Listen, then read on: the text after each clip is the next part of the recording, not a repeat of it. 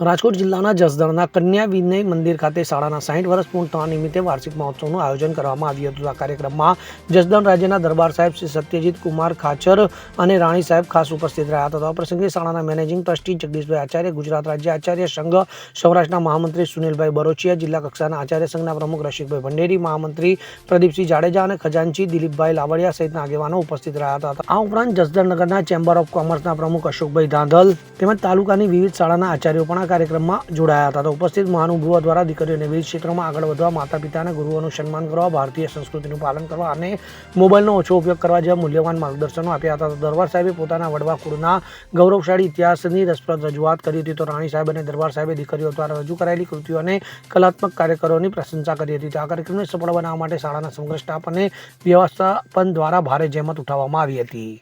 Bureau report, CN24 news. હવે જુઓ દેશ દુનિયાની તમામ ખબરો તમારી આંગળીના ટેરવે. ઉઠાવો મોબાઈલ અને ગૂગલ પ્લે સ્ટોર પરથી ડાઉનલોડ કરો અમારી CN24 ન્યૂઝ મોબાઈલ એપ.